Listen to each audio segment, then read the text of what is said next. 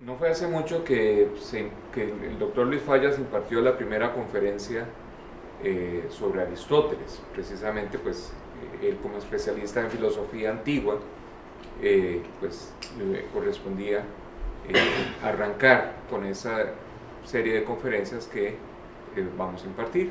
Yo me ofrecí en su momento a hablar de qué fue de Aristóteles en la Edad Media, fundamentalmente por varias razones. Una es porque los manuales de historia de la filosofía medieval le pintan a uno un Aristóteles como que nada hubiera pasado, que el trayecto fue en línea recta, que no hubo discontinuidades, que no hubo ningún tipo de problemas, que fue bien recibido, que hubo un poco de gente que lo malentendió, etcétera, etcétera. La producción historiográfica sobre el pensamiento medieval más reciente, pensemos en los últimos 30 años, más está arrojando otras luces y otros insumos con los cuales entender mejor qué fue lo que pasó con Aristóteles al llegar a la Edad Media. Para eso yo quisiera tener presente lo siguiente. Voy a partir de una rápida crítica a Platón. Bueno, quería, antes de pasar a lo que les voy a exponer, recordarles que con la ocasión de los 2400 años del nacimiento de Aristóteles, y la fecha, hasta donde tengo entendido, es precisa, son 2400 años, en Grecia se celebró un congreso mundial en la Universidad de Tesalónica, y hace un poco menos de un mes que se celebró y pueden buscarlo en internet, ahí está la página web todavía abierta y pueden encontrar mucha información al respecto. Como les decía, la idea de buscar un poco qué fue lo que pasó con Aristóteles en la Edad Media es mostrar las vicisitudes, los tropiezos, las contingencias, las diversas suertes, y algo que en su momento voy a exponer con detalle: las percepciones que se hicieron en relación con el conocimiento, o el mucho o poco conocimiento de la obra de Aristóteles, sea que se estuviera en Bizancio, en el mundo musulmán, o bien en el occidente latino. Esa diferencia yo creo que no hay que obviarla. Cuando hablamos de filosofía medieval, usualmente estamos hablando del pensamiento que se produjo en una pequeña región por cristianos que tuvieron una suerte en particular al respecto de cómo producir el saber. Pero la suerte del saber filosófico en el mundo islámico y en Bizancio fue muy diferente. Muy diferente. Había presencia de textos, habían escuelas de pensamiento, y entonces uno se pregunta, ¿por qué tanta importancia se le presta al occidente latino, que carecía de obras, carecía de muchos textos, aunque hubo también mucha producción, y poca importancia se le presta al mundo islámico o a Bizancio? Dejémoslo ahí, que es una propuesta que yo creo que hay que prestarle atención de alguna manera. Por otra parte, Aristóteles no estuvo ausente en realidad durante todo el occidente latino, estuvo mínimamente presente. Hay que preguntarse por qué fue así y no de otra manera, si resulta que tanto en el mundo islámico y en el mundo bizantino Aristóteles estaba presente y era leído y conocido y comentado.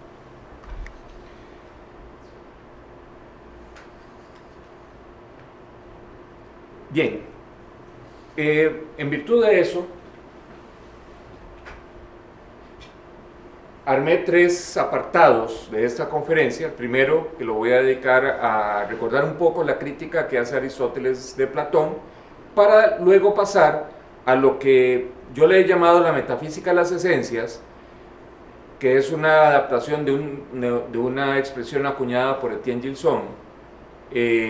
Luego voy a referirme al Aristóteles después de Aristóteles, concretamente qué pasaba en Bizancio, qué pasaba en el mundo islámico, Y finalmente el arribo de Aristóteles a París, que tiene una particularidad importante, que la historia de la filosofía medieval siempre le ha dado mucho realce, y bueno, no vamos a salirnos de ello, pero le vamos a prestar atención a una serie de aspectos que usualmente no se mencionan, para tratar como de crear un cierto balance en la percepción que podemos tener de ese Aristóteles que llega al occidente latino. Bien, pasemos primero a hablar del Aristóteles que critica a su maestro Platón, para luego pasar a la metafísica de las esencias. Muy rápidamente, todos recordaremos que hay una serie de aspectos en los cuales Aristóteles se aleja de su maestro, particularmente el tema medular es la teoría de las formas, fundamentalmente porque Aristóteles considera que la teoría de las formas platónicas no explica el movimiento y el cambio, ¿ya? Y entonces hay un problema ahí, porque él quisiera poder tomar esa teoría de las formas para poder explicar el movimiento y el cambio, pero resulta que la propuesta platónica no se lo permite. Por otra parte, la noción de sustancia, que es de alguna manera la salida aristotélica, una salida elegante, bien pensada, le permite a él localizar las formas en los entes concretos y por lo tanto poder pensar una explicación del cambio y del movimiento. Y por supuesto, eso le permite también pensar una teoría de la causalidad como todos la conocemos, las 4 causas con las cuales se explican todas las mutaciones y cambios y movimientos que se pueden dar. A diferencia de Platón, que va a colocar va a colocar las formas en otro sitio, aparte de los entes concretos, Aristóteles va a colocar las formas en los entes concretos y desde ahí poder identificar lo permanente junto con lo que cambia o muta, ¿ya? Es un giro, un cambio. Él no abandona del todo la teoría de las formas, eso lo sabemos muy bien. Sin embargo, como no le convence la teoría de Platón, pues lo que hace es traer las formas y colocarlas en los compuestos sustanciales. Ya pasando al mundo medieval, el mundo medieval, que conoce, ¿qué podría decirles? Una amalgama de doctrinas con el dominio del neoplatonismo, y no hay una sola versión de neoplatonismo, sino que hay varias que habría que señalar: San Agustín, el pseudo Dionisio Areopagita, por mencionar las dos más importantes. La Edad Media, repito, va a conocer una amalgama, una herencia que amalgama una serie de doctrinas filosóficas, posiciones, un vocabulario, etc.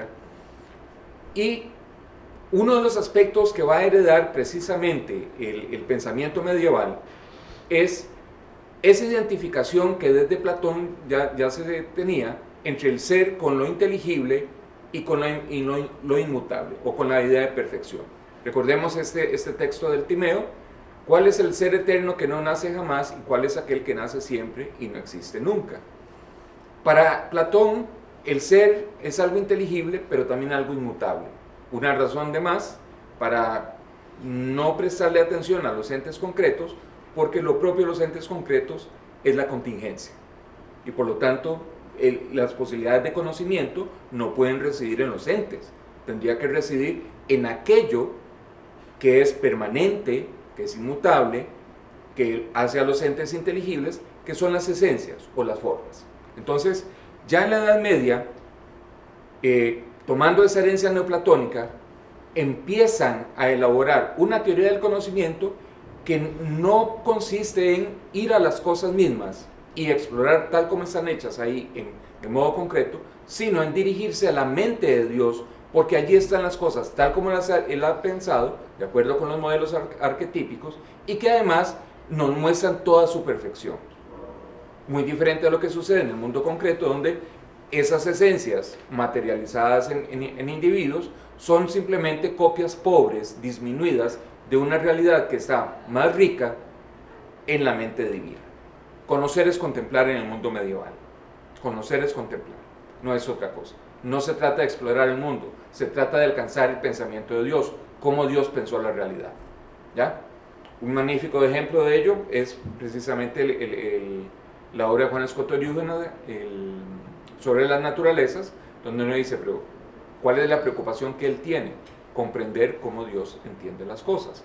Por supuesto que utiliza todo el vocabulario aristotélico, utiliza las 10 categorías del ser de Aristóteles, pero siempre teniendo en mente que la finalidad de todo ese conocimiento es entender cómo Dios pensó todo. Y aquí hay que agregar otro aspecto. El entendimiento humano es capaz de elaborar, es capaz de aproximarse a cómo Dios pensó las cosas. ¿Ya? Aquí hay mucho más que elaborar, la idea de imagen, de ser creado a imagen y semejanza, yo conozco las cosas a través de los conceptos, mi entendimiento es capaz de elaborar conceptos, y a través de los conceptos yo puedo aproximarme a cómo Dios pensó las esencias de las cosas. ¿Ya? Repito, conocer es contemplar en el mundo medieval.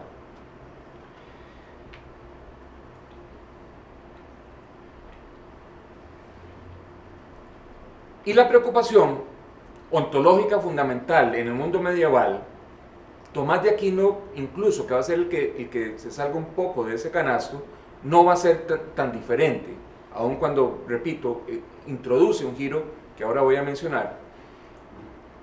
La preocupación ontológica y epistemológica fundamental es conocer las esencias, cómo son las cosas, qué es lo que son. Responder a la pregunta ¿qué es lo que mueve al conocimiento. ¿Ya? Y la respuesta a esa pregunta, por supuesto, que arma todo un programa epistemológico, porque no se trata de explorar la realidad concreta, sino de alcanzar la mente divina, que es diferente. Dos ejemplos que podemos mencionar: el argumento de San Anselmo para mostrar la existencia de Dios. Dios es concebido como aquello mayor que lo cual no se puede pensar, y de ello se sigue que su existencia es necesaria. De una idea de Dios que entraña la absoluta perfección, se tiene que derivar la existencia necesaria. Ojo, de una idea que define a Dios como lo más perfecto, lo mayor posible de pensar, se tiene que derivar su existencia necesaria, porque de lo contrario no sería tan perfecto. ¿Ya? Vean un poco uno de los productos de esta metafísica de las esencias que encontramos en San Anselmo, el otro lo encontramos en Juan Escoto Erúgena, unos siglos antes de San Anselmo, cuando él nos dice que nada puede suceder en nuestros pensamientos que pueda prescindir de ese vocablo. ¿Cuál vocablo? El vocablo naturaleza. Y la idea de naturaleza en Juan Escoto Erúgena se refiere a lo que responde a la pregunta ¿qué es tal cosa? Y no otra. Pasemos ahora al siglo XIII, rápidamente. A la mitad del siglo XIII, por un pedido que le hicieron a Fray Tomás, escribe una obrita bastante pequeña, pero muy densa en sus contenidos, El ente y la esencia, en la cual recoge las líneas metafísicas fundamentales de Fray Tomás, que va a desarrollar a lo largo de todo el resto de su obra. Él en lo que señala ahí vuelve a ello en las sumas teológicas, en las cuestiones disputadas, etc. En esta obra hay tres aspectos que quisiera señalar. Primero, el ser es lo primero que está presente, el entendimiento. Es decir, cuando yo pienso, siempre pienso algo que puedo definir, que puedo connotar denotar una esencia, o simplemente puedo decir que es tal y tal cosa. A diferencia de sus coetáneos y de autores anteriores, Tomás de Aquino, en vez de acudir a una pluralidad de formas, afirma que solamente hay una forma, nada más, no hay muchas. Ahorita vamos a ver el caso contrario con Fray Buenaventura, que se le ocurre proponer una pluralidad de formas para entender el compuesto. Todo compuesto, en el caso de Fray Tomás, se compone de materia y forma. Punto. No importa qué compuesto sea, la composición, la regla de composición es la misma. Y el tercer elemento que quisiera destacar de esta obra es que lo único existente es el individuo. Para Tomás de Aquino, lo importante no era tanto decir que las formas están en la mente de Dios o que las formas existen o se dan al margen de los entes concretos. Invierte esa idea y lo que nos señala es lo siguiente: las formas, ¿dónde las encuentro? Las puedo encontrar en el entendimiento, como un ente de razón mío, las puedo encontrar en una definición, o las puedo encontrar en los entes concretos, en los entes compuestos, no más que eso. De ahí podemos sacar una conclusión interesante. Si es así, como lo está planteando Tomás de Aquino, no está hablando de ningún cielo metafísico, no niega que Dios pueda tener en su mente los modelos arquetípicos, pero digamos que en ese tratadito no se mete con la mente de Dios, simplemente dice, bueno, los encuentro en la definición, los encuentro como un ente de razón en el intelecto, o bien en las cosas concretas. No hay otro lugar para las formas, o para las esencias de las cosas. No hay otro lugar. Si no existen armando un compuesto, si no existen las esencias a partir de la conformación de la conjunción de una forma con una materia, las formas no existen. Es como si no existieran. Tomás de Aquino va a hacer la distinción entre esencia y existencia y va a decirnos, ese acto de ser, que la forma no se lo puede dar a sí mismo, la forma de un compuesto no se la puede dar a sí mismo, hace una diferencia importante, porque sin ese acto de ser no hay formas que realmente existan. Y la única manera en que yo las puedo encontrar ejerciendo el ser es en los individuos concretos. Aquí hay un alejamiento importante frente al resto de contemporáneos y anteriores a él, que estaban más preocupados por señalar que en el compuesto encontramos una pluralidad de formas, y lo más importante en un compuesto es la forma y no el ejercicio del ser. Pasemos ahora a ver a Fray Buenaventura. A diferencia de Tomás de Aquino, el compuesto ilemórfico que plantea Buenaventura requiere varias formas. La primera es la forma luminosa, que es una forma sustancial, primaria. Podemos tener diferentes grados según la participación con la fuente de la luz. Las siguientes son la forma elemental, las formas de los mixtos, las formas vegetativa, sensitiva, intelectiva, que es la propia del ser humano. Y finalmente la forma completiva, que cierra el compuesto, le da el acabado final al compuesto. Señalo a Fray Buenaventura por ser contemporáneo a Tomás de Aquino, compañeros del mismo claustro parisino, y resulta que ambos siguieron desarrollos metafísicos muy diferentes. Y uno se pregunta por qué es la diferencia. Ambos leyeron a Aristóteles, ambos debieron escuchar lecciones de Alberto Magno, de quién sabe qué otros maestros, y debieron conocer a Aristóteles, según las traducciones que ya circulaban. Y sin embargo, encontramos que nada más Tomás de Aquino decide tomar una dirección diferente, ahorrando formas, quedándonos con una sola forma, en eso se aproxima a Aristóteles, a diferencia y en cambio Buenaventura persiste en señalar que muchas formas son necesarias para poder explicar un compuesto. ¿Por qué traigo esto a colación y cuál es la relación con lo que señalaba antes sobre Aristóteles criticando a su maestro Platón? Para nada puedo decir que la crítica se está repitiendo, se está reviviendo, porque los contextos son diferentes. Entre Buenaventura y Tomás de Aquino no hubo confrontación a ese respecto, o Tomás de Aquino no pretendía armar ningún conflicto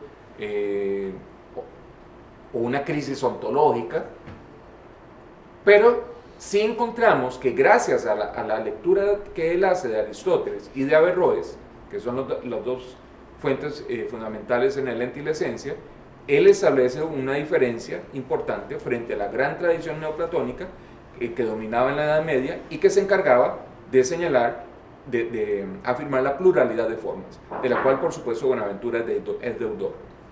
Es decir, si frente a las... Así como Aristóteles no estaba convencido de la teoría de las formas en la versión platónica, en la versión de su maestro, Tomás de Aquino también no está muy convencido de esa idea de una pluralidad de formas, y una pluralidad de formas que además sería lo que lleva el peso mayor cuando hablamos de entes concretos, cuando se deja de lado que lo que debería pesar más es que algo efectivamente exista y no que sea potencialmente existente. ¿Ya? Quería nada más hacer esa breve comparación. Repito, no se repite la crítica para nada, son circunstancias muy diferentes, pero no dejamos de ver esa diferencia que sí se repite entre entender las formas de una manera o entender las formas de otra manera. Yo soy convencido de que Tomás de Aquino no se alejó de la metafísica de las esencias por entero, o sea que conocer era contemplar todavía para él, ¿ya? Pero encontramos, repito, ya un pequeño giro que él introduce al decir, bueno, si algo no existe, es nada. ¿De qué nos sirve entender o conocer formas si esas formas no alcanzan la existencia como tal? Lo sensato, bueno, lo sensato no, digamos que lo esperable es que una forma efectivamente alcance la existencia como tal, ejerza el ser, ¿ya? Y como ninguna forma se la puede dar a sí mismo el ser, tiene que acudir a algo diferente que le conceda el ser, que la complete, ontológicamente hablando. Hasta ahí ese aspecto que quería mencionar de esa metafísica de las esencias. Pasemos ahora a ver Aristóteles, después de Aristóteles. Como les decía a ustedes, me parece importante prestarle atención qué pasó en Bizancio y qué pasó en el mundo islámico. Fundamentalmente porque Aristóteles en esos dos sitios, en esas dos regiones o en esas dos civilizaciones, no corrió la misma suerte que en el mundo occidental. Recordemos la extensión de Bizancio hacia el siglo VI, no había llegado todavía el Islam. Vean el poder que tuvo, todavía era un imperio marítimo, tenía ocupado prácticamente toda la cuenca mediterránea, y hacia el norte tenemos los nuevos reinos que se están formando y que por supuesto los cambios políticos iban a incidir en la producción del saber. Hay aquí algo interesante que pues haciendo las lecturas del caso para esta exposición me puse a pensar. Se dice que Aristóteles no estuvo presente en el occidente latino. Se habla de que se recupera Aristóteles, por ejemplo, la recuperación de la obra aristotélica en el medioevo latino, pero la pregunta que uno se hace es que los merovingios y los carolingios perdieron a Aristóteles.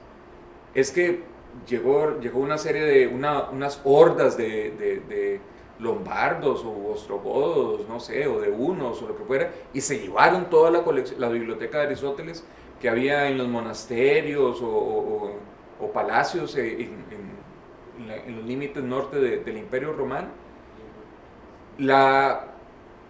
La respuesta que yo he pensado es que posiblemente las obras de Aristóteles no existían en esas regiones. En lo que hoy conocemos como Francia, Alemania, Inglaterra, posiblemente Aristóteles no había llegado enteramente. Habían unas pocas cosas, pero no del todo. La otra idea es, se ha creído que con la llegada del Islam, la cuenca mediterránea se cerró por la piratería. Sin embargo, las historias más recientes, los trabajos históricos más recientes, los últimos 20 o 30 años, han ido desmintiendo esa idea de que el Islam fue la causa por la cual el occidente latino perdió contactos. Lo que más está, la convicción que hay actualmente es que hubo contactos permanentes entre el occidente latino y Bizancio, hubo contactos entre el Islam y Bizancio, hubo flujos de riquezas, de comercio y, por supuesto, de libros. ¿Por qué Aristóteles llegó relativamente tarde al occidente latino cristiano? Habría que escudriñar un poco esas razones. Ya les digo, si ahí no estaban las obras aristotélicas, no es porque se perdieron, es porque no habían llegado posiblemente. Porque resulta que en Bizancio sí estaba en la colección de Aristóteles, en grandes sitios culturales de Siria, Persia y Alejandría estaba la biblioteca aristotélica, junto con muchas otras, los diálogos de Platón, por ejemplo. Entonces, es un tanto extraño pensar cómo el occidente latino no conocía a Aristóteles, sino hasta el siglo XII, cuando empezaron a llegar las primeras traducciones. Bien, pero quedémonos un momento en Bizancio.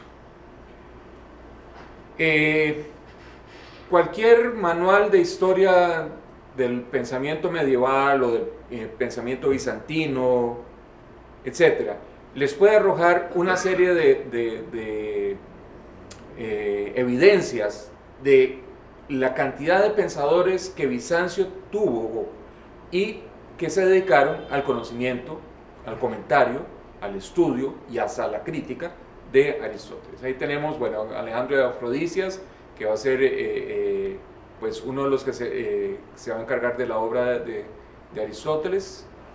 Los comentarios comienzan a partir del siglo IV. Tenemos a Temistio, que estudia la física, los segundos analíticos, la metafísica, el de ánima y el de Quelo,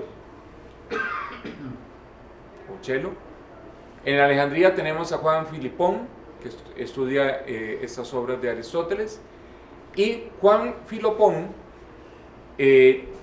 es recordado porque va a ser de los primeros en hacer una crítica a la idea de la eternidad del mundo que Aristóteles afirmaba. Recuerden que una de las características una de las polémicas del siglo XIII va a ser sobre la eternidad del mundo. Y resulta que no es nuevo. Ya Juan Filopón, en el siglo VI, ya había hecho una crítica expresa al pensamiento de Aristóteles a ese respecto. Tenemos a Siriano que siguiendo una línea platónica critica a la metafísica. Está Simplicio también, que hace comentarios sobre las categorías, la física, el de ánima. Estéfano, que comentó el de ánima y el de Coelho. Aretas de Cesarea, ya en el siglo X, se encargó de transmitir todo Platón y todo Aristóteles. Miguel Celo conoce los escritos de Aristóteles, comentó la física. Juan el Italiano se instaló en Constantinopla y es alumno de Miguel Celo. Y en el siglo XII persiste un entusiasmo por la filosofía antigua. El mejor ejemplo es la princesa Ana Comnena, que junto con un círculo de eruditos estudia a Platón y a Aristóteles. Y Juan Teodoro Pródromo estudió el órgano. Vean que la lógica aristotélica siempre fue sumamente atractiva, tanto en el mundo bizantino como en el mundo musulmán y por supuesto en el mundo latino. La lógica aristotélica generó mucha atracción, cómo pensar y cómo pensar correctamente. Pasemos a ver rápidamente el Islam. Vean en ese mapa toda la extensión que logró el Islam en cosa de siglo y medio, una cosa así. Su origen está en Arabia, en el norte de Arabia, y sin embargo se expande hacia los lados y hacia el norte, alcanza la región persa y va a llegar hasta España. Aquí hay que señalar un asunto interesante.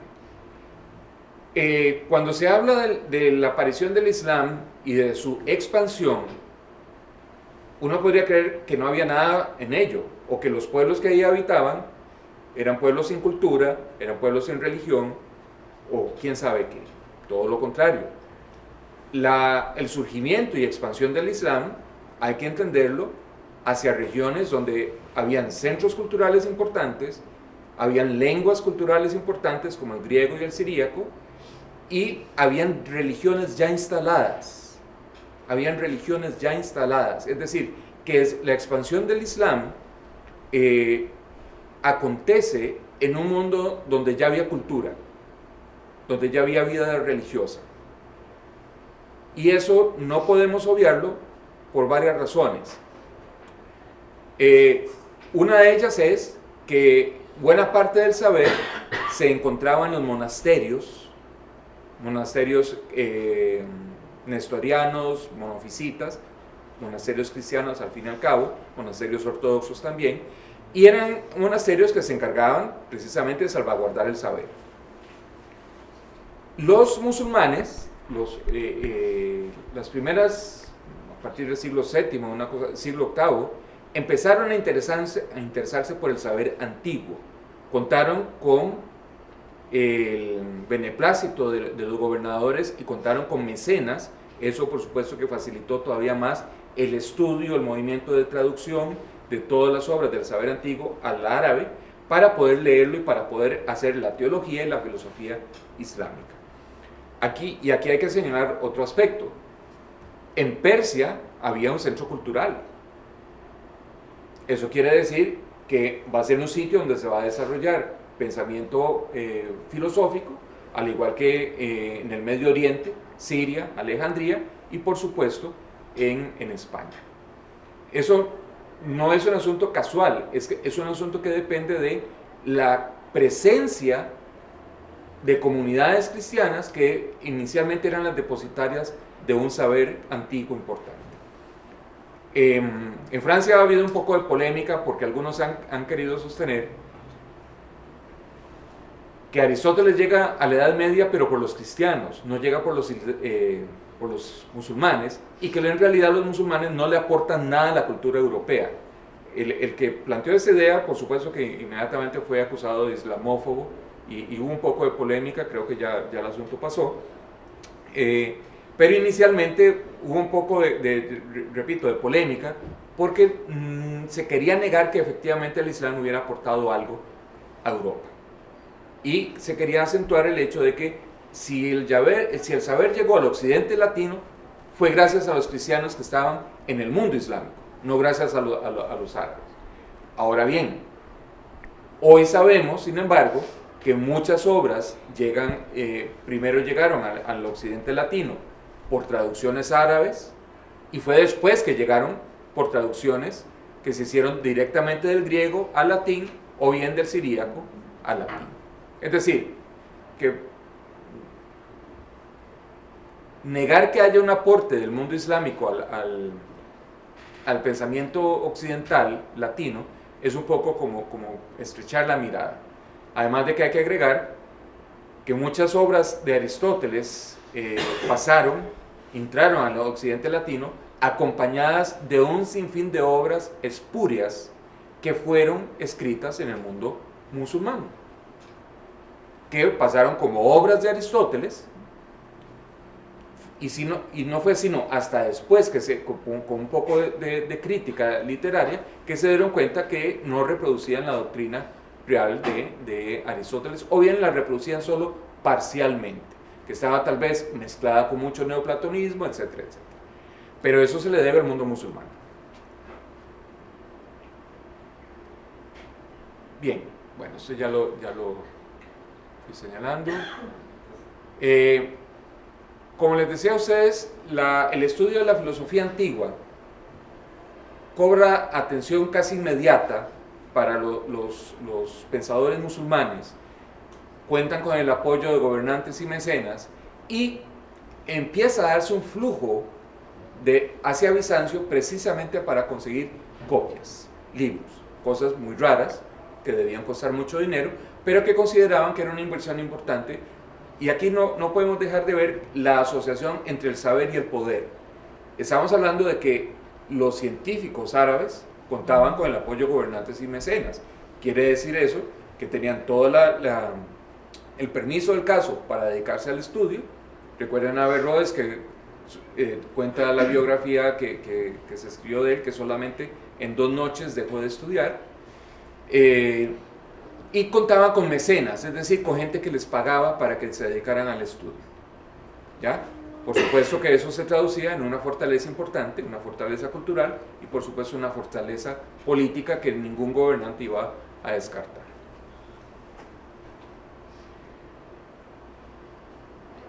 ¿A quiénes leyeron? Ya se sabe con bastante claridad que aun cuando conocían prácticamente toda la filosofía griega, aunque fuera por segundas o terceras referencias, directamente leyeron a Aristóteles, a Plutarco, a Galeno, Porfirio y Platón. También conocieron los apócrifos que heredaron desde los primeros siglos de la era cristiana y, por supuesto, los comentarios que se escribieron de las obras de Aristóteles. Muchos de ellos en un tono neoplatónico, pero bueno, comentarios a la obra de Aristóteles al fin y al cabo. Aquí hay un asunto interesante que los estudiosos también han señalado. Algo que el Islam hereda del mundo antiguo va a ser la unidad filosófica que se pretendió armar entre la doctrina de Platón junto con la doctrina de Aristóteles.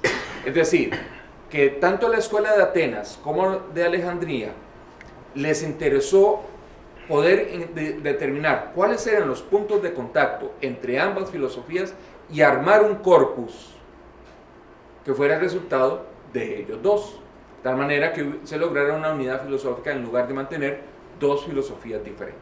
Por supuesto que eso trae algunas consecuencias y una de ellas es la neoplatonización del pensamiento aristotélico. Y eso, a criterio de los que han estudiado el pensamiento islámico, fue uno de los elementos que permitió que hubiera coincidencia entre Aristóteles, un Aristóteles neoplatónico o neoplatonizado, con la religión de Mahoma.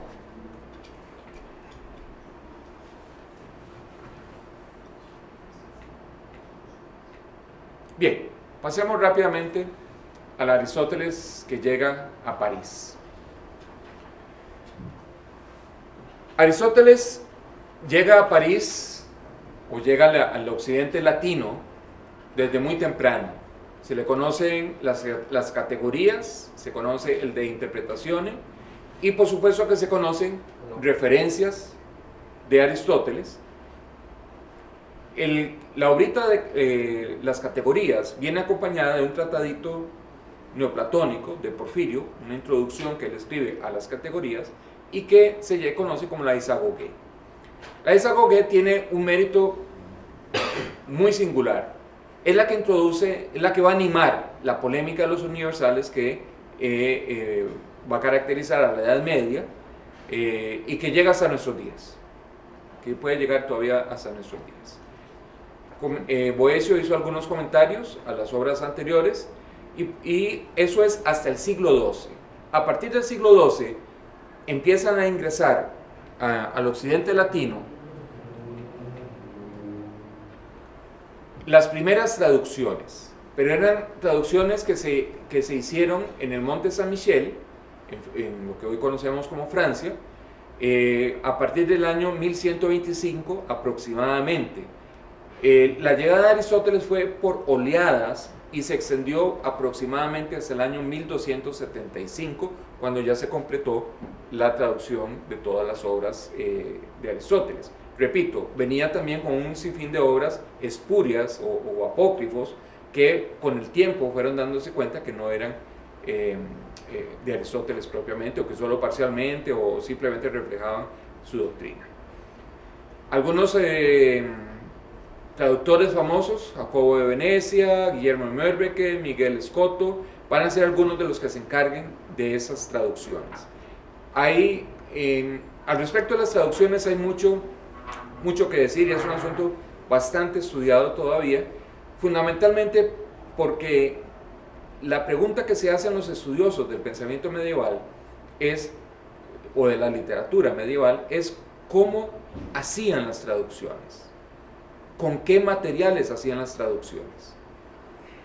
¿cuáles eran, por qué un traductor llegaba a tal resultado si no conocía el griego? Y resulta que cuando tenía que hablar de animales que solo tenían las palabras en griego, tenían que inventar palabras para poder referirse a un animal del cual no conocía la palabra en griego. O bien, eso por un lado, ese tipo de mutilaciones o adulteraciones que se pueden hacer creando un vocabulario, pero también cuando los escribanos eran simplemente buenos con la pluma, pero no escribían. Y resulta que tenemos un problema de que era bueno dibujando en un pergamino y por lo tanto era bueno para poder hacer copias, pero no sabía lo que estaba escribiendo, no entendía lo que estaba escribiendo y podía equivocarse y no darse cuenta de que cometía errores, más de que no había chance posiblemente de corregir. Eso, y hay muchos otros elementos más que se podrían hablar acerca de la contingencia de las traducciones, y sin embargo, de esa manera fue que ingresó Aristóteles al mundo latino, a través de esas contingencias, a través de copias adulteradas, mutiladas, copias que se necesitó inventar palabras para poder traducir del griego al latín, etc. En el siglo XII ya se conocían las obras que ustedes ven ahí, la mayoría relacionadas con filosofía natural. En el siglo XIII se completa con la metafísica, la ética de Nicómaco y el resto de las obras lógicas. Curiosamente, cuando arranca el siglo XIII, con el inicio de la Universidad de París, uno de los primeros actos universitarios va a ser precisamente la prohibición de la lectura o la enseñanza de los libros naturales de Aristóteles. Entonces uno se pregunta, ¿por qué tan temprano, comenzando la universidad, ya se ve obligada a ello? Bueno, tengamos presente que en el siglo XII, si se tradujeron todas esas obras al latín y ya eran de circulación, entonces eso nos permite entender que estas obras ya habían estado inspirando una serie de discusiones y hasta una serie de posiciones o de enseñanzas que posiblemente los teólogos encontraron que eran inadecuadas, heterodoxas, etcétera, inaceptables, y que por lo tanto había que prohibir la lectura de estos textos.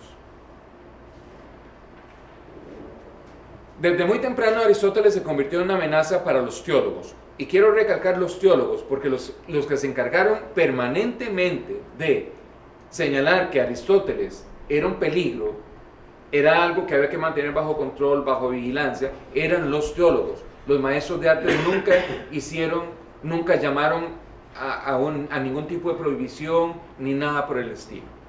Nunca. Fueron los teólogos, y tenemos desde el año 1210, que son los que abanderan esa idea de que Aristóteles es una amenaza para el pensamiento cristiano, para la vida cristiana.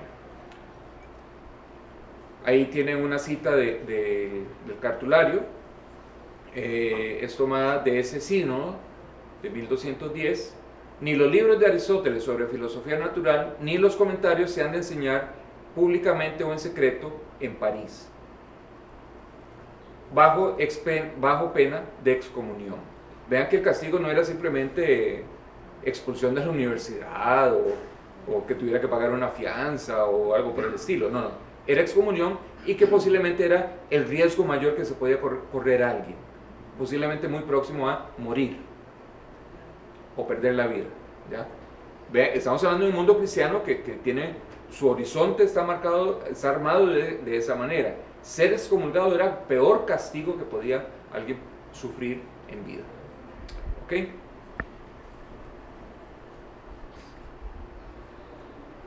En el año 1215, 5 años después, se repite la prohibición.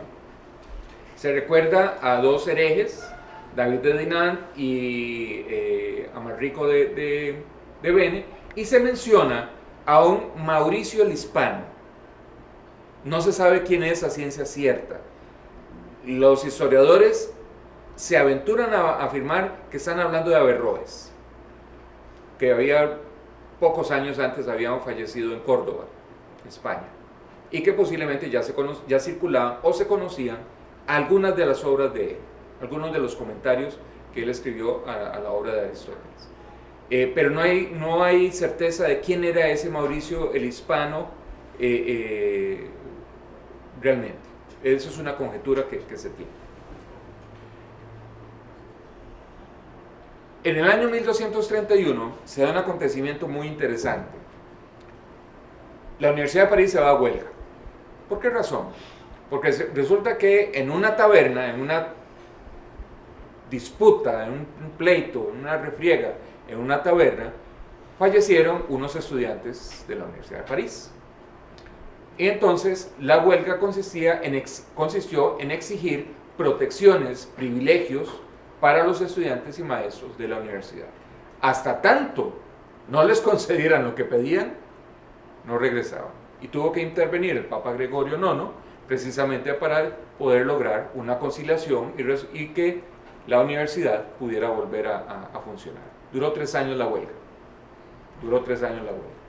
Entonces lo que pasó hace unos años en la UNAM no debería extrañarnos si ya en el siglo III encontramos huelgas importantes.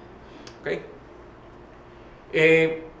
La bula Parensenciarum es sumamente importante, es vista como la Carta Magna de la Universidad de París, digamos que pone orden a cómo tiene que funcionar la universidad, pero va a introducir un elemento aquí interesante que los historiadores se han dividido todavía cómo interpretarlo. Algunos dicen que fue ambivalente respecto a las obras de Aristóteles, otros dicen se levanta la prohibición con esta bula y permite que se estudie. Repito, no hay una posición definitiva entre los historiadores, o por lo menos en la bibliografía que yo he consultado, no hay una posición unánime o definitiva de qué fue lo que pasó. Algunos detalles invitan a pensar que aún cuando no levanta la prohibición de enseñar estas obras de Aristóteles, no está terminantemente prohibido su enseñanza. Hay 2 ejemplos muy sencillos que se pueden mencionar. Uno es la comisión que él ordena que se forma para expurgar los libros de filosofía natural de Aristóteles de los errores que tenían y efectivamente pudieran usarse en las aulas de la universidad. Y el segundo hecho, que es un poco, bueno, esta comisión nunca llegó a funcionar, aunque sí se sabe quiénes eran los miembros, y el otro hecho es que en la década siguiente aparece Roger Bacon, recién llegado de Oxford, y comenta los libros de Aristóteles. Si no se había levantado la prohibición, ¿por qué ese fraile franciscano puede llegar a comentar los libros de Aristóteles? ¿Ya? Eso es un asunto interesante que los historiadores han señalado. Una explicación es pues que la prohibición fue cayendo en desuso, un asunto que se dejó pasar y ya nadie le prestó más atención y ganó la laxitud del asunto y empezó a enseñarse y a estudiarse Aristóteles realmente. ¿Cuáles eran esos libros de filosofía natural que se prohibían? Los que tienen ustedes a su izquierda, la física, el del cielo, sobre la generación y corrupción, y los meteorológicos. Pues, algunos quieren pensar que también se incluía la metafísica y sobre el alma. Sobre el alma es comprensible si tenemos presente las ideas sobre el entendimiento humano que Aristóteles ahí expone y que por supuesto generaban polémica, ¿ya? Si había un solo entendimiento, si eran varios, etc. En el año 1255, la Facultad de Artes va a conocer un estatuto que tiene una particularidad, y es que permite que se estudien y enseñen todos los libros de Aristóteles a partir de ese momento. Entonces, junto con los libros de los pensadores musulmanes. Estamos hablando de 1255. Ya Tomás de Aquino había escrito el Tratadito de Lente y la Esencia, y ya citaba a Aristóteles y citaba a Averroes.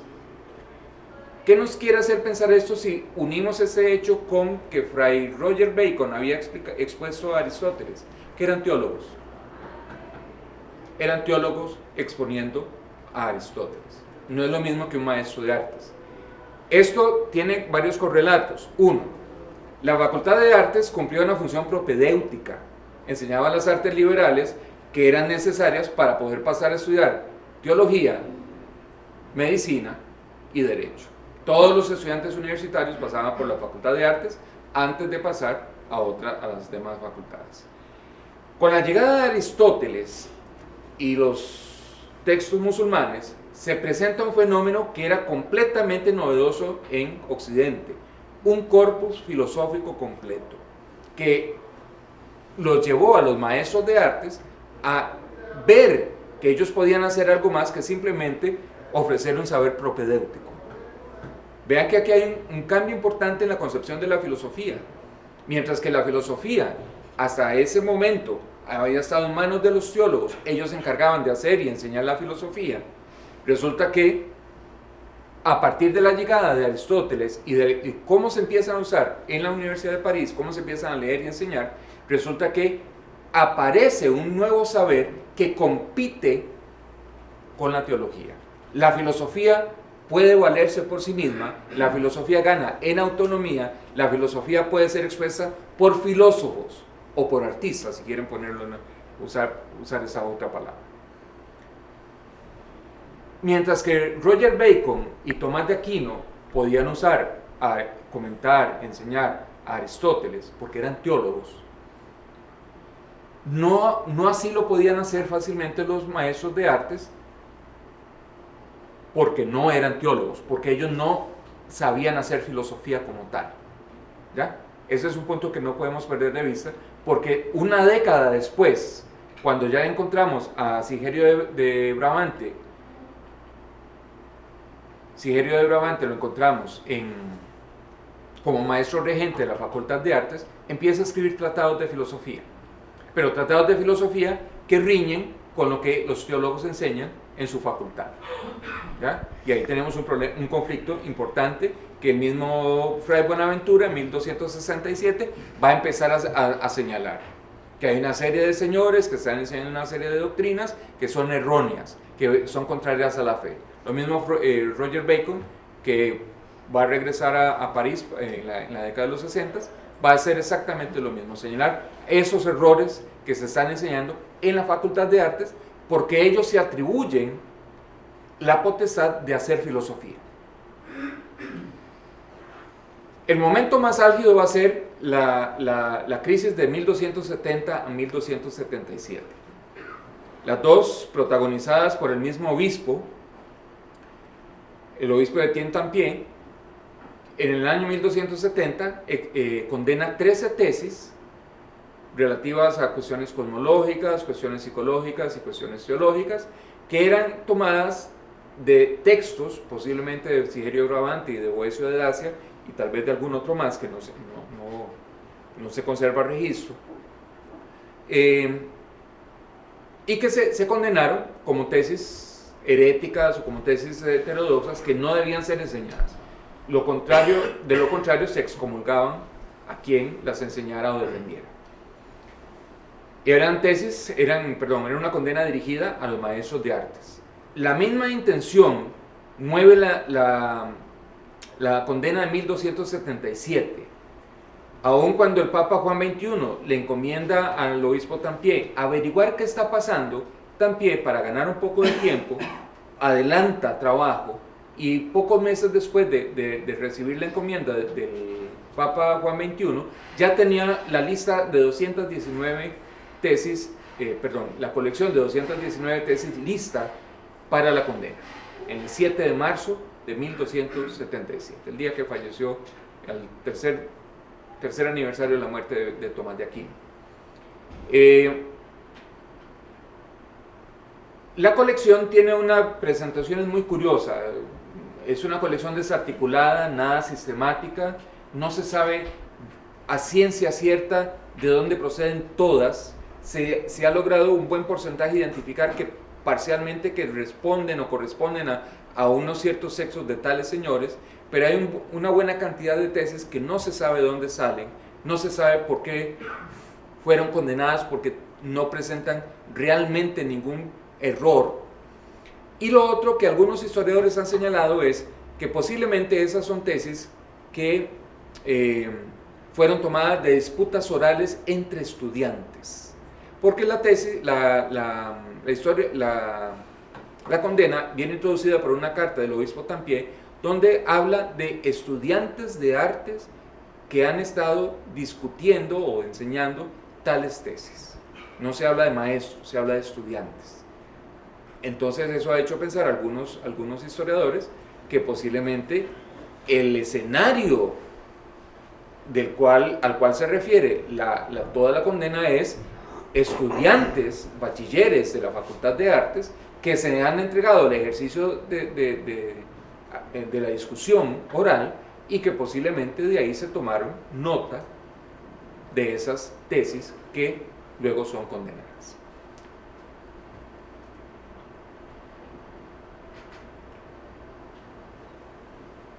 Se trataba de un corpus original, un corpus doctrinal original, el que se condenó o el que se estaba enseñando en París. Probablemente no. Mi impresión es que estaban deslumbrados con la idea de contar con un corpus filosófico completo, con la idea de hacer filosofía por sí mismos y no la filosofía que los teólogos decían que había que hacer. Y por supuesto que estaban explorando una serie de consecuencias que hasta ese momento no se conocían en el occidente latino. Dos autores, uno francés y otro italiano, Alain de Libera y Luca Bianchi, han señalado que uno de los puntos de esta crisis del 1270-1277 fue precisamente la conformación de un modo de vida filosófico.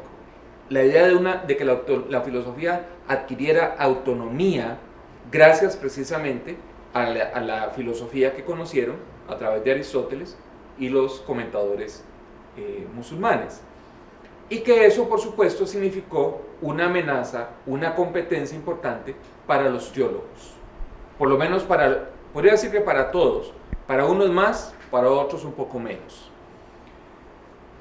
Y la única manera de poder contener el avance, a criterio del obispo Tampier, una manera de contener el avance era lanzando condenaciones expresas, donde la mayor amenaza era la excomunión. Lo que los estudiosos han dicho es que Sigerio de Brabante, después de 1277, y particularmente después del tratado acerca de la unidad del intelecto contra los averroístas de Tomás de Aquino, Sigerio de Brabante corrigió sus posiciones después de 1270, entonces ya no era objeto de condena, y sin embargo, con la condena en 1277, sigue estando en la mira del obispo Tampier. En el caso de Boecio de Dacia, que tiene una obrita acerca de la eternidad del mundo, los estudiosos más contemporáneos han señalado que no hay ningún problema con este texto. Es un tratado filosófico, es un tratamiento filosófico del tema de la eternidad del mundo y por lo tanto no está incurriendo en ninguna forma de heterodoxia o en algún tipo de amenaza contra la fe cristiana. Por otra parte, una de las características por otra parte, en la filosofía, en la Facultad de Artes, no solamente se estaba conociendo un corpus doctrinal, un corpus filosófico completo, por primera vez, se estaba conociendo también un estilo de vida, y eso era amenazante. Una de las tesis que se condena precisamente era que, una que reza así: los filósofos tienen una vida buena. El hecho de que pueda pensarse un estilo de vida que no esté sometido a la voluntad de Dios y por lo tanto no esté sometido a la iglesia, era algo que les resultaba sumamente amenazante, inaceptable. ¿Ya?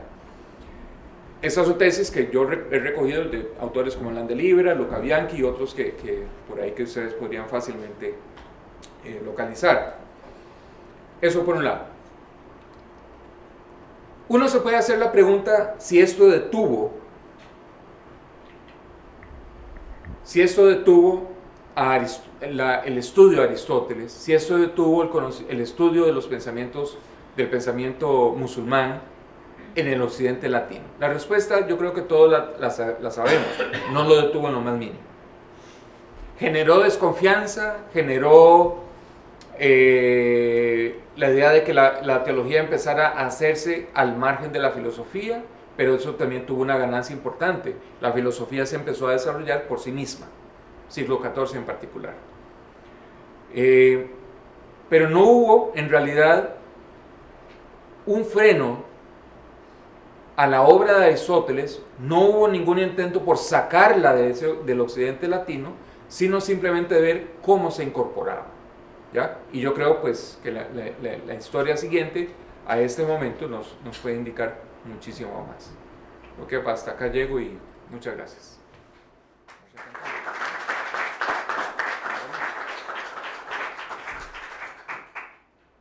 Bueno, a continuación le podemos formular preguntas y comentarios al conferencista. Comentarios. Sobre todo preguntas. Sobre todo comentarios, por favor. A ver. Nada más agrego un detallito. ¿Por qué hago esta exposición así en esos términos? Miren, no solamente porque son cosas que, algunos temas que yo he estudiado, no, me corrijo. Eso es solamente un modo de abordar el Aristóteles medieval. Podría abordarse de otras maneras. ¿Ya? O sea, yo hice una escogencia que es con la que me he venido identificando en los últimos 2 o 3 años, pero podría abordarse de otra manera. Pudimos haber hecho un trabajo de análisis textual, por ejemplo. No sé qué tan entretenido sería, pero es enteramente posible. A ver.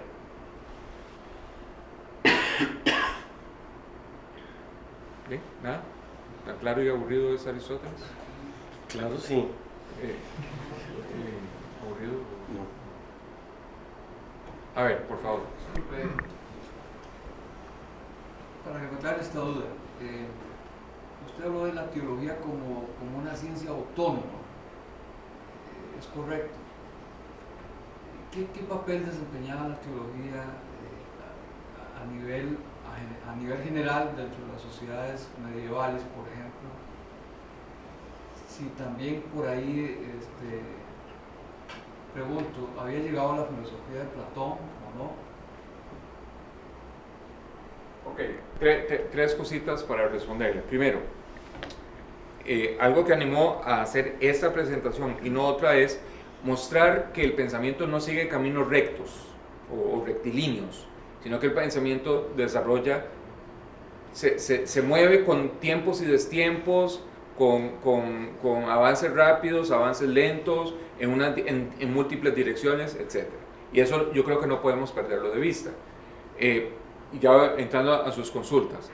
Lo primero, ciertamente la teología era un saber dominante, era el saber. En el mundo medieval, la teología era el saber que coronaba todo otro saber posible. Y por supuesto que los que detentaban la teología tenían poder. ¿Ya? Quiero que tengamos aquí algo presente. Esa relación saber y poder político no es exclusiva de Occidente. Como les decía hace un momento, en el mundo islámico también la encontramos. Muchos de los pensadores, como Algazel, Al-Farabi, Avicena, Averroes, Moisés Maimónides, son médicos de corte. Son médicos que están con los diferentes califas y por lo tanto están en una situación de privilegio y son mantenidos para que se dediquen a estudiar precisamente. Entonces resulta que ahí también encuentro una asociación entre el saber y el poder político que no podemos dejar de lado, ¿verdad? Y en relación con Platón, se conocía casi nada de Platón, casi nada. De lo que se sabe es una porción del Timeo, la parte cosmológica del Timeo, es lo que se conocía, nada más. No se conocía la parte antropológica, que posiblemente hubiera hecho escándalo si se hubiera conocido la parte antropológica, no lo sé. Roberto, por favor. Jimmy, quería preguntarte lo siguiente, porque de tus palabras, si entendí bien, creo que remarcaste la autonomía que adquiere la filosofía respecto de la teología, ¿no? Y eso gracias a Aristóteles. Entonces, entendí que los teólogos católicos no estaban tan equivocados al condenar a Aristóteles, ¿verdad? Porque veían un peligro en esta relación saber-poder. Entonces, lo voy a decir rápido y tal vez muy mal, pero porque quiero conocer tu opinión. Entonces, Santo Tomás no es un buen lector de Aristóteles. De acuerdo. Él, en el texto acerca de la unidad del intelecto contra los averroístas, él mismo dice, voy a presentar una lectura correcta de Aristóteles. Yo nada más, cuando yo leo eso, yo digo, bueno, si usted lo dice. Claro, que yo no conozco a Santo Tomás así profundamente como vos y otros colegas de esta escuela, pero siempre tuve la impresión de que Santo Tomás desmaterializa el pensamiento de Aristóteles, le quita esa base científica que el pensamiento de Aristóteles empuja a conocer el mundo por sí mismo y no por algo que esté afuera de él. Completamente de acuerdo. Completamente de acuerdo. Yo no sostengo que la lectura que Tomás de Aquino hace de Aristóteles sea efectivamente la correcta hoy. ¿Ya? Es la lectura que él hace en el contexto que él conoció. Él era un teólogo que leía filosofía y por lo tanto la leía con unos lentes, y que por lo tanto cuando él habla de que está haciendo una lectura correcta de Aristóteles para los maestros de artes, lo está haciendo desde ese contexto, desde ese escenario. Si cambiamos el escenario, ya tenemos que decir, la posición de Tomás de Aquino no nos resulta tan correcta como él la quiere decir. ¿Ya? Eso por un lado. Y lo otro es que ciertamente Tomás de Aquino se aleja de cierta línea teológica dominante, pero no es un alejamiento total. No lo es. Yo señalé ahora uno de los puntos en los cuales él se separa de la línea dominante agustiniano-platónica, que es precisamente el conceder que las formas, si no las encuentro en los entes concretos, son nada. Y eso ayuda a dirigir la mirada ya no a la universalidad de la forma como objetivo epistemológico, sino a la forma dada individualmente. Pero ojo, es solamente un aporte, y todos sabemos que Tomás de Aquino generó amores y desamores y odios, etc. Entonces, hasta ahí llega.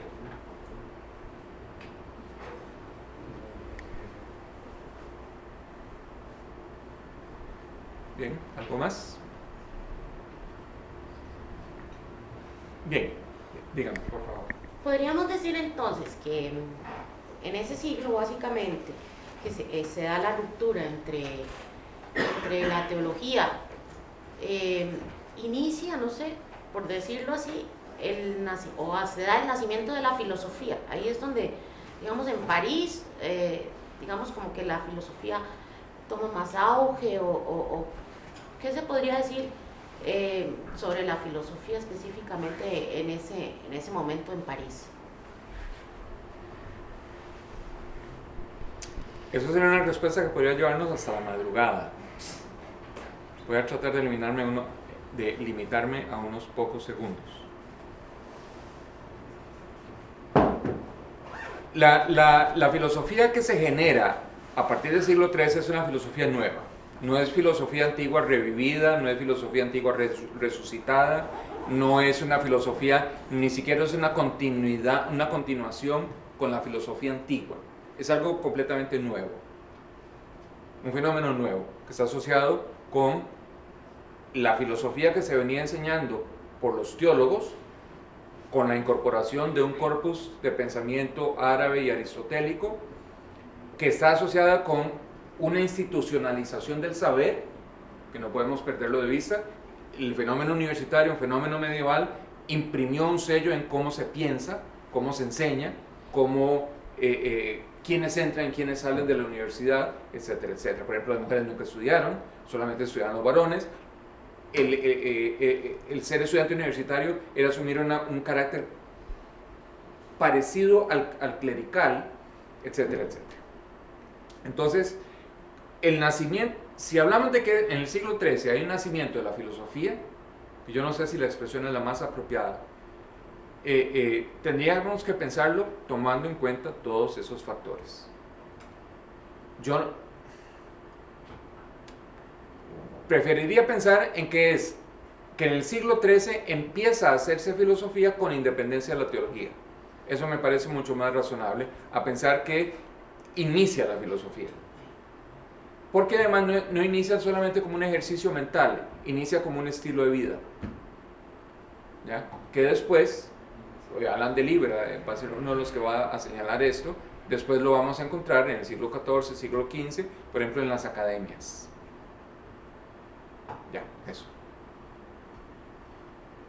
¿Algo más? Bien, les agradezco muchísimo la atención y seguimos celebrando los 2400 años del nacimiento de Aristóteles. Gracias.